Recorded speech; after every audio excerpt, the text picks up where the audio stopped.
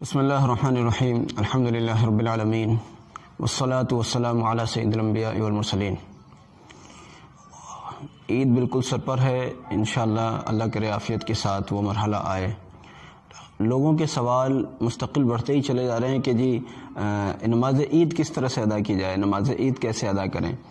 ویسے تو ہم نے پہلے بھی اس پر کہا تھا، لیکن اب مزید یہ ہوا ہے کہ چونکہ دارالعلوم دیوبند سے پھر ایک اس سلسلے پر وضاحتی فتویٰ آیا ہے، ایک اعلان آیا ہے، اور اس میں ویسے نیا تو کچھ نہیں ہے، وہی سب کچھ ہے، لیکن پھر بھی لوگوں کی معلومات کے لیے ہم اسی کی روشنی میں عرض کر دیتے ہیں کہ دارالعلوم دیوبند نے اس بات کو پھر ایک بار صاف کر دیا ہے کہ اگر مان لیجیے اس وقت تک عید کے تعلق سے کوئی ڈھیل ملتی ہے تو بہت زیادہ اچھی بات، لیکن اگر کوئی ڈھیل نہیں ملتی ہے تو جس طرح سے جمعے کی نماز پڑھی جا رہی تھی اسی طرح سے نماز عید بھی ادا کی جائے گی۔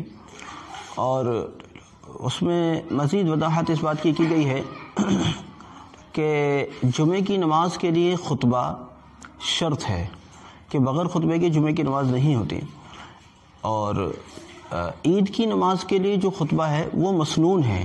اس کا مطلب یہ بھی ہوا کہ اگر کوئی شخص عید کی نماز پڑھے اور خطبہ نہ پڑھے، حالانکہ یہ سنت کے خلاف ہے، اگر آپ سے آتا ہے پڑھنا، آپ پڑھ سکتے ہیں تو بالکل نہ چھوڑیں، ضرور پڑھیں، لیکن بالفرض سب طرح کی دنیا ہے، بہت سارے لوگ ایسے بھی ہیں کہ ان پر نماز پڑھنی ہی نہیں آتی، وہ خطبہ کیا پڑھیں گے۔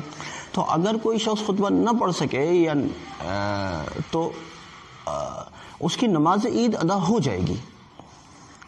ایسا نہیں ہے کہ جو خطبہ نہیں ہوا تو نماز عید ہی ادا نہیں ہوئی، تو لیکن سب سے اچھی بات یہ ہے کہ خطبہ پڑھا جائے، اور خطبہ پڑھنے کا وہی طریقہ جو ہم نے جمعے کے تعلق سے بھی ذکر کیا تھا کہ جو بھی آپ کو یاد ہے قرآن میں سے، جو بھی یاد ہے آپ کو، سورہ فاتحہ بھی یاد ہے، سورہ فاتحہ پڑھیے، بطور خطبے کے کھڑے ہو کر پڑھیے، جیسے جمعے میں آپ پہلے پڑھتے تھے ایسے عید کی نماز میں بعد میں پڑھیے، کھڑے ہو کر سورہ فاتحہ پڑھیے، پھر بیٹھ جائیے، اور پھر کھڑے ہو کر جو بھی سورت آپ کو یاد ہے، چاہے پھر اور کچھ یاد نہیں ہے، چاہے سورہ فاتحہ ہی یاد ہے، اسی کو پڑھیے۔ اس میں تکبیرات تشریق کو شامل کر لیجئے اگر آپ کر سکتے ہیں تو۔ اللہ اکبر لا الہ الا اللہ واللہ اکبر وللہ الحمد، اس کو شامل کر لیجئے چند مرتبہ شروع والے خطبے میں، چند مرتبہ دوسرے والے خطبے میں، ہو گیا۔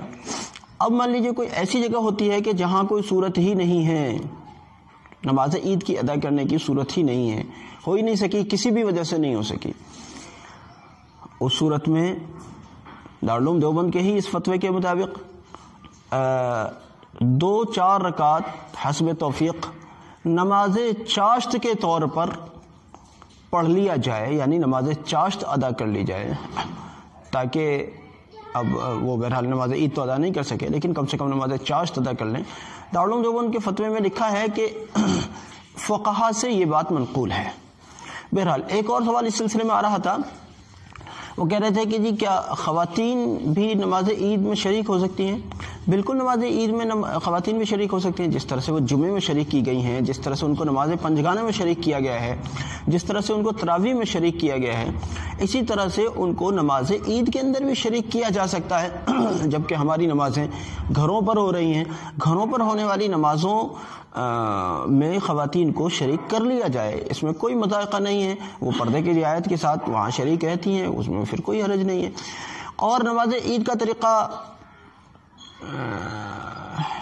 ویسے تو اس پر ایک الگ سے ہی گفتگو ہونی چاہیے تھی، لیکن بہرحال نماز عید کا طریقہ بڑا آسان ہے۔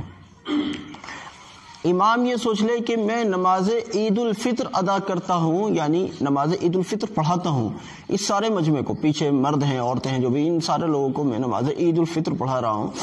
ان سارے لوگوں کو میں اس لیے کہہ رہا ہوں کہ وہ بیچ میں خواتین بھی ہیں نا، تو وہ خواتین کی نیت کرنا ضروری ہے، اور پیچھے والا جو مجمع ہے وہ یہ سوچ لے کہ ہم نماز عید الفطر پڑھتے ہیں امام کے پیچھے، بس اتنا دل میں سوچ لینا کافی ہے، ہو گئی آپ کی نیت۔ اس کے بعد اللہ اکبر کہیں اور نیت باندھ لیں، سبحانک اللہم و بحمدک پڑھیں، مقتدی بھی پڑھیں، امام بھی پڑھیں۔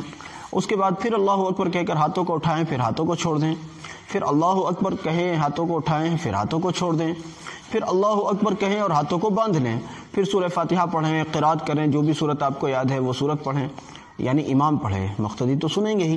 اس کے بعد رکوع کریں، سجدہ کریں، پھر اگلی رکعت کے لیے کھڑے ہو جائیں اللہ اکبر کہتے ہوئے، اور پھر پہلے سورہ فاتحہ پڑھیں اور پھر کوئی بھی سورت جو آپ نے پڑھنی ہے وہ سورت پڑھیں. اس کے بعد پھر اللہ اکبر کہیں اور ہاتھوں کو اٹھائیں اور ہاتھوں کو چھوڑ دیں. پھر دوبارہ اللہ اکبر کہتے ہوئے ہاتھوں کو اٹھائیں اور ہاتھوں کو چھوڑ دیں. پھر اللہ اکبر کہتے ہوئے دوبارہ ہاتھوں کو اٹھائیں اور ہاتھوں کو اللہ اکبر کہتے ہوئے چھوڑ دیں. 3 مرتبہ آپ چھوڑ چکے ہیں.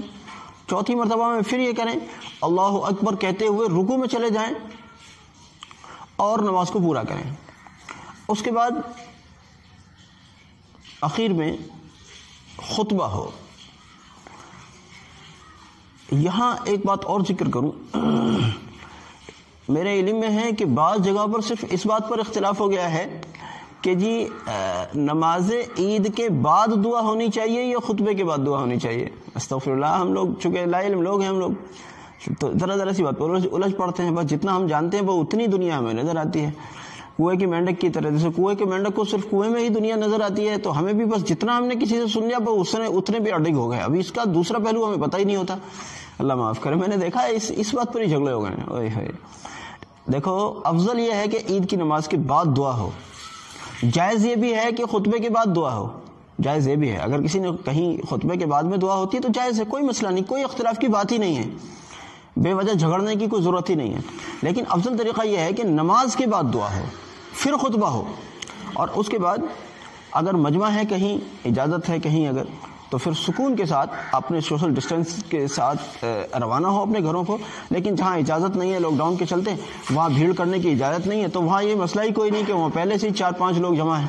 تو بہرحال ہاں، سوشل ڈسٹینس کا خیال رکھیں گے، لاک ڈاؤن کا خیال رکھیں گے، اور اس کی رعایت کے ساتھ نماز عید الفطر ادا کریں گے انشاءاللہ. ضرورت پڑے گی تو سوالات جیسے آئیں گے اس کے اکارڈنگ انشاءاللہ دوسری بھی کوئی کلپ بنائیں گے، ورنہ تو پھر السلام علیکم ورحمۃ اللہ وبرکاتہ.